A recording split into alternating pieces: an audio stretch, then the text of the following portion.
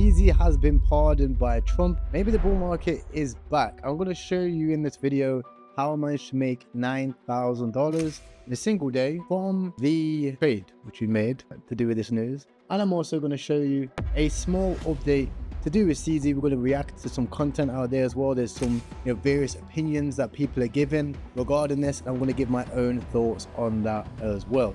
Insane news, right? Absolutely fucking insane news. And let's start off with a reaction to one of the videos to CZ being pardoned by Mr. Trump. Trump just pardoned CZ, the founder of Binance. Bro, I am so cooked. My career is over. Worst time to be involved in fraud catching in the world, bro. There is just a pain to pardon going on here. Look, I got the whole timeline in front of me. I'm going to go through it. Let me just tell you my mindset. It's rough out here for a CoffeeZilla. Whether or not you're a stan of the Trump family, it doesn't matter. I mean, this is just straight up corruption, which we should be all against, right? This is... Crime is legal. Crime is legal. Should not be a political issue. Unfortunately, increasingly, politicians are involved in these huge crypto self-dealing deals, but I am not injecting politics into this, okay? It just so happens that they happen to be in positions of power, but don't worry about that, right? Just look at the facts, please, for a moment. It all starts November 21st, 2023, okay? Binance and Changpeng Zhao both plead guilty in a historic $4 billion plea deal, where basically they admitted they didn't really have anti-money laundering controls and they kind of willfully looked the other way. But in regards to people, they probably should have not allowed them to use their platform, such as, according to the charges, terrorists, cyber criminals, and child abusers, which, you probably should block those people from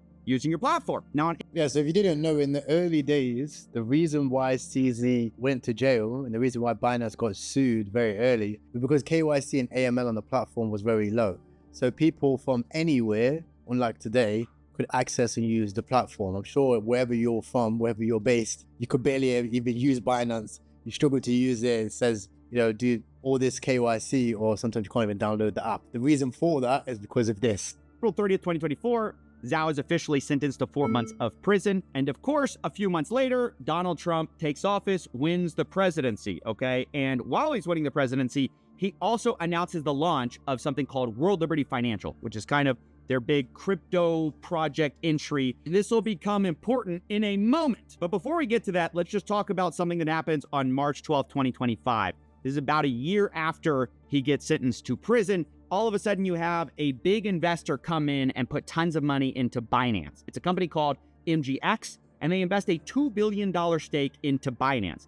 Specifically, they say they're going to do it in crypto. What kind of crypto is not announced. Now, the next day, it's reported by the Wall Street Journal that Binance has been reaching out to allies of Trump since the year before in talks to strike a business deal with the family as part of a return of the exiled company to the U.S. It says the possibilities include the Trumps taking a stake in Binance or the deal going through World Liberty Financial. So already you're hearing little rumblings that, okay, maybe they're trying to do a special deal with Binance, and pretty soon we're going to hear talks of the pardon come up. But while that's happening, March 25th, 2025, World Liberty Financial announces a stablecoin. Now, if you don't know, stablecoins are like this incredible business because you just farm a bunch of yield from treasury bills while people use your stablecoin. The major players are USDT and USDC. It's important to note it's incredibly hard to launch a stablecoin. People don't like using new stablecoins. And so when they launched, a lot of people thought, well, how are they going to get off the ground from nothing? I mean, yes, it's the president's stablecoin, but what are they going to do to really make a splash? The stablecoins is how they want to be able to pay off the debt. That's the craziest part about it. They're going to use stablecoins. Done through USD1. Now, there's no reason to do it in this currency. You could have done it in BNB. That would actually make a lot more sense. Put it in Binance's own crypto coin. No, the only reason you would do it in USD1 is to really help out one person or one player, which is World Liberty Financial, which is Trump's crypto project. Because, of course, as we said, these stablecoins are backed by treasuries. And unless you redeem the $2 billion, if you just hold it in USD1, what you're doing is de facto making the World Liberty Financial Group about $60 to $80 million a year, because they're just farming the yield from the treasuries at 3 to 4%, right? So it's $60 to $80 million in risk-free revenue for World Liberty Financial just due to the fact that this $2 billion deal was put in USD1. Very curious, right? Why would they do that except to maybe curry favor? Well, a few days later, Binance CZ announces that he applied for a Trump pardon, right? Oh, interesting timing, right? Right as they're announcing that it was all done in USD1. The next month, World Liberty Financial announces they're partnering with PancakeSwap, and they're doing a $1 million reward trading campaign to increase USD1 usage. Now, of course, this is all, once again, associated with Binance. Yeah, so if you've been trading meme coins, you would have seen all the fucking USD1 pairs. It was insane. USD1 this, USD1 that, USD1 this, USD1 that. They all went to zero. Now, on September 15th, 2025, we all of a sudden hear that there may have been some favors being done, or at least the appearance of favors being done in that big deal, where the $2 billion investment, as I said, part of it was... Now, what was discovered by the New York Times is that right at the time that they were making this big investment into Binance, of course, which benefits World Liberty Financial immensely, they all of a sudden get access to a bunch of special AI chips. This is according to the New York Times. One of the investment firms would deposit $2 billion into World Liberty Financial, a startup founded by the Witkoff and Trumps. 2 weeks later, the White House agreed to allow the UAE access to hundreds of thousands of the world's most advanced and scarce computer chips, a crucial tool for the high-stakes race to dominate artificial intelligence. Many of the chips would go to G42, controlled by the same sheik. Interesting. So one side of that deal got a benefit, right? Now, of course, there are a bunch of disclaimers in this piece that, everybody's saying that there was no conflict of interest. This just sort of happened to work out. The official quote is that the deal was totally unrelated to any government business. But now we know one side of the deal got something. And now the question is, what does Binance get out of holding this USD1, right? Why don't they just redeem it for cash? Why don't they just put the money into stablecoins themselves, farm the yield themselves, that $60 to $80 million we were talking about, use it for something?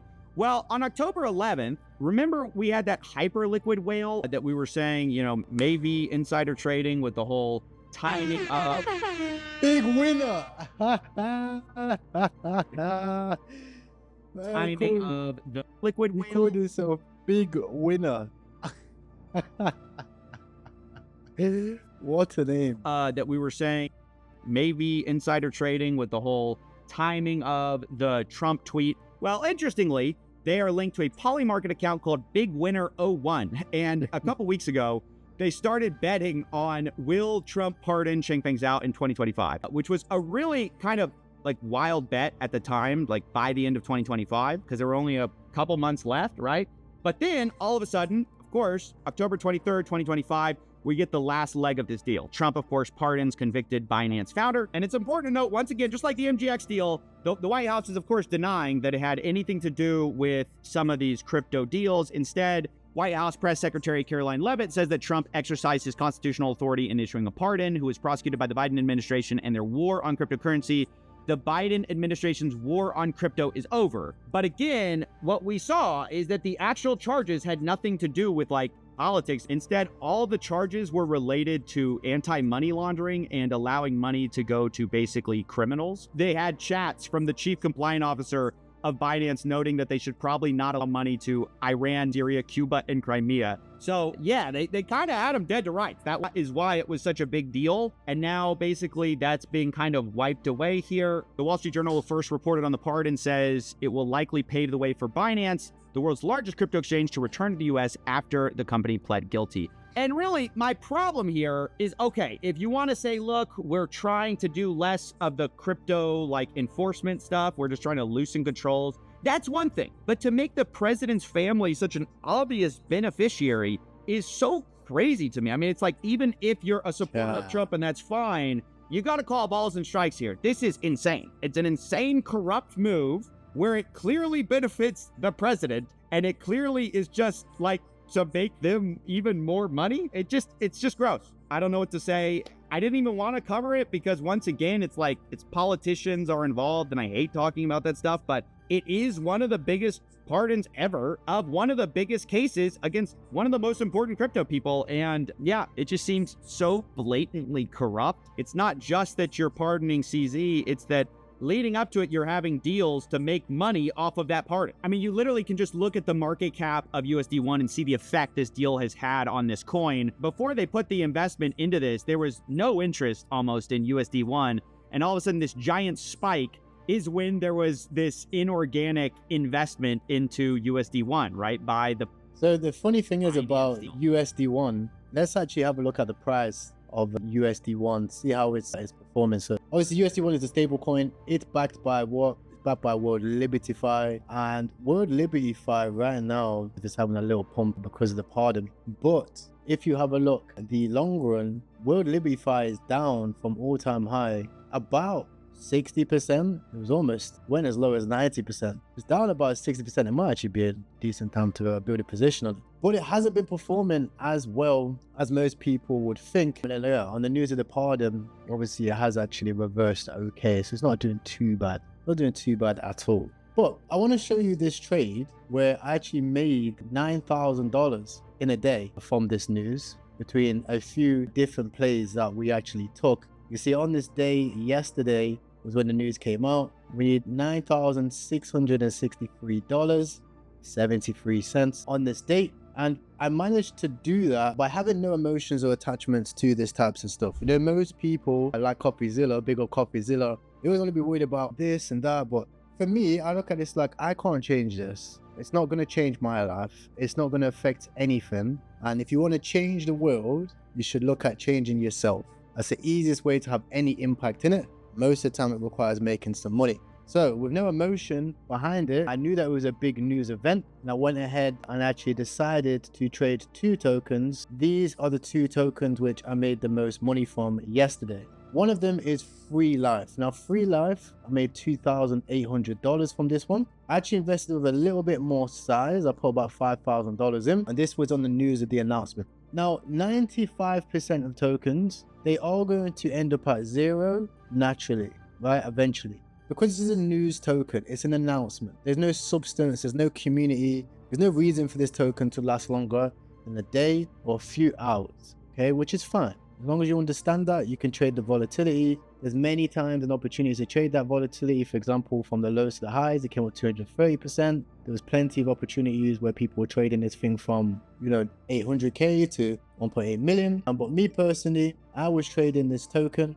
around about here. Let's have a look at positions. I brought in on the announcement, okay, Free Life, when he actually got pardoned. I came in a little bit late at about 2 million market cap. And I sold up here at about 3.8 million, okay? And then I left a little moon bag, which I then later sold 2.5 million as well. So we made about $2,800 on that. Now this one, gold, is actually a little bit more interesting. And gold, we actually made $6,000, okay? Highs, this trade was as high as $11,000, would you imagine? And this was because at the time, while CZ had been pardoned, there was a brief moment where he hasn't actually responded. So the Free Life was going absolutely crazy, but he hadn't responded yet. Okay, and at this time I was on a VC with the trenches. You can find a link for the trenches in the description. And I was discussing, okay, how do I make money from this? If you're flying, you haven't responded to the rest of your tweets. Now there was a tweet that actually got announced,